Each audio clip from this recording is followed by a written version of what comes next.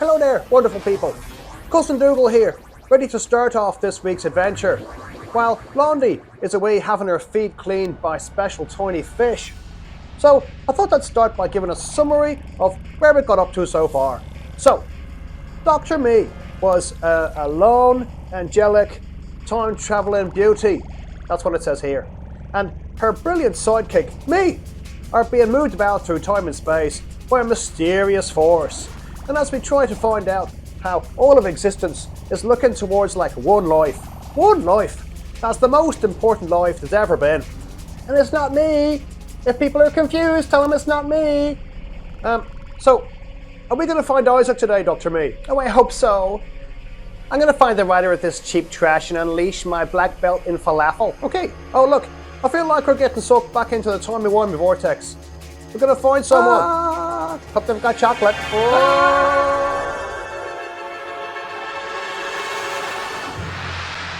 The Lord's my shepherd, I'll not want.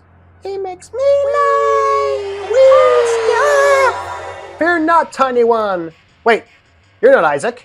You're Joseph. No, I'm not Joseph, Blondie. It's not Blondie, it's Dr. You. It's Dr. Mee. Well, I'm still not Joseph, Dr. Mee. I am David. You. Teeny weeny you.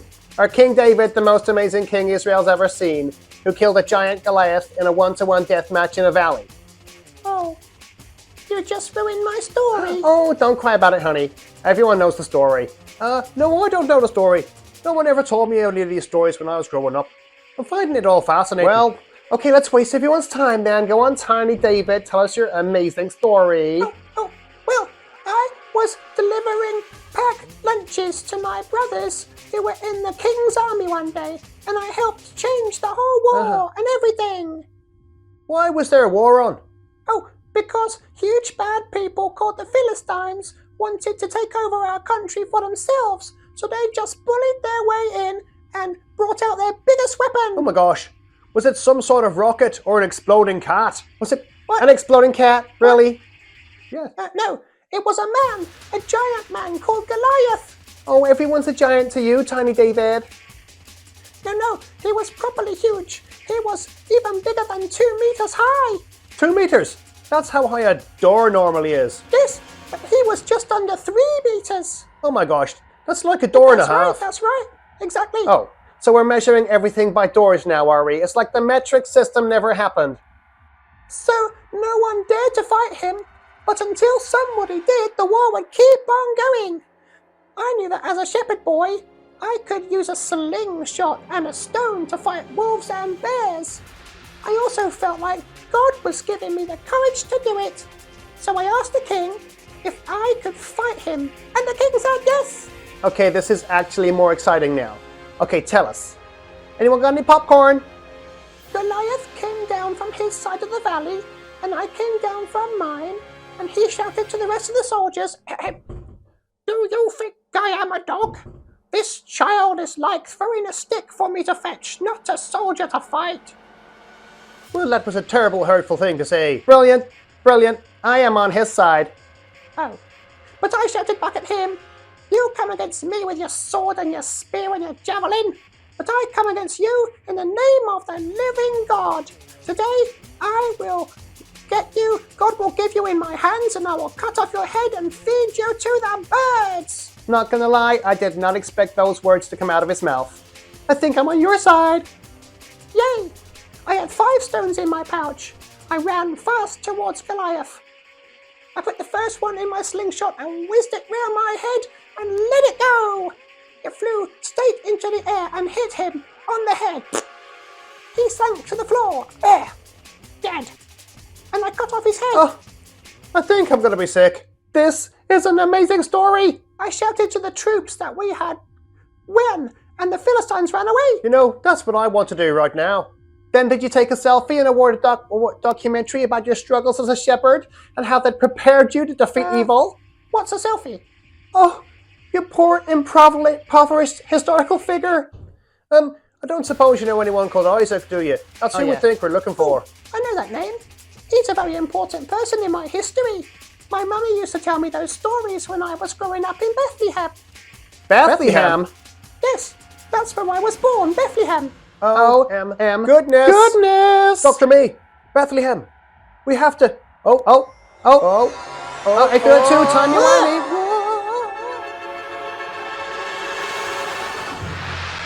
Ugh. Woe is me. Woe is me. Whoa! Never fear my... Oh my goodness, where even are we? I'm not good at knowing places, but it looks like we're in the belly of a gigantic aquatic mammal. Yeah, we is in the belly of a giant fish. Welcome to hell. Oh my gosh. There's no phone signal. There's no phone signal! And who are you, sir? You wouldn't be Isaac, would you? My name is Jonah, and this is the bleakest moment in my tiny life so far. What is that smell? Ah, you see, I've been here days already. That's disgusting stench is decomposing fish all around your feet, and the stench is also my own skin starting to be affected by the chemicals in the fish's guts. You need to eat a mint. And how did you get here? Did you want to be here? What are you, nuts? Does this look like the kind of place to start a career? Does this look like the kind of place for one of God's prophets? Wait, you're a prophet? You hear from God like super easy? That's right. But he don't always tell me the things I want to hear. Okay, in that case, can you tell me where the emergency exits are? Or is there a Starbucks? Or maybe a shower for you? Well, how did you get here, Jonah? Well, I'm walking along, see? And God tells me to go to this place called Nineveh, a place crawling with crime.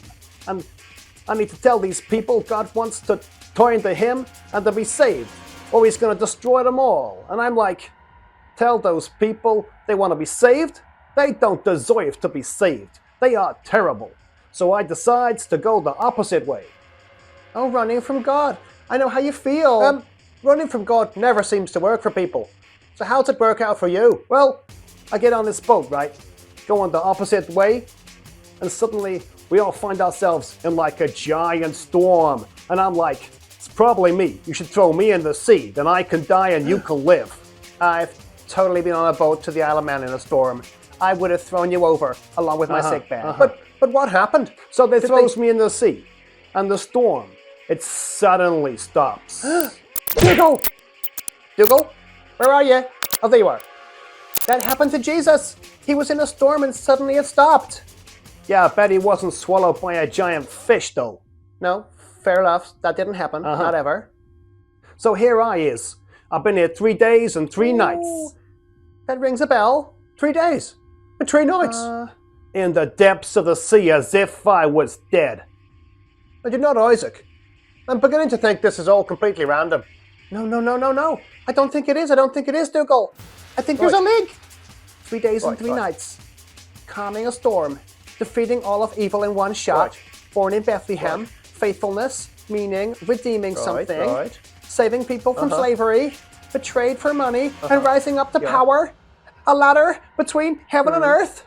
Being a way to save everyone. Crushing the head of a great snake. I can't put my... What? Yeah, that's better. A lovely fire with no more surprises. Some fresh air, thank the Lord. And a phone signal. I can breathe again.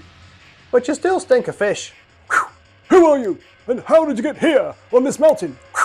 I am Dr. Mee, fearless time-traveling temptress, being mysteriously moved about through time and space to find a link with one life in all creation. But okay, let's cut to the chase. Are you Isaac or what? Because if you're not, I'm gonna quit the Slim Show. Yes, I'm Isaac. Like, the same Isaac that we're looking for. Are you sure you're not Abraham? Yes. Are you a spy? Are you a spy? Well, I'm Isaac. I am not a spy. Well, we've established that, so we might be looking for you. Oh, I've got something really odd that happened. Is it grim? Oh, yes. Then I'm all ears. My dad just tried to kill me. Okay, stop moving about. It's really getting on my nerves. I'm getting all kinds of creative ideas now from this conversation, so feed me your story, unload your personal truth, and I'll craft you. Okay, that's weird. She just means tell us what happened. Oh, right. Yep. Okay, well, God spoke to my dad, and he said that he'd have thousands of children, more than the sand on the beach, more than the stars in the sky. And now your mum's like probably super, super tired. No, she only had one child, me. Okay, not exactly a lot of kids. I'm an only child too, though, so I feel your pain. Then, after years of waiting, once I was finally here, God asked my dad to take me up onto a mountain and show his faith by making me into a sacrifice. What? That sounds terrible. Well, I've been thinking of throwing you under a bus, to be honest. But that's not what God wants at all, you think? Well, we know that now, but where I come from, it's a normal way to worship God. So Dad and I go up the mountain, and it turns out I am the sacrifice. We build a fire. I get on it. Both of us are trusting God, and something will happen. God will provide a lamb, Dad says. Then he lifts his knife into the air, and... And then you die a terrible death.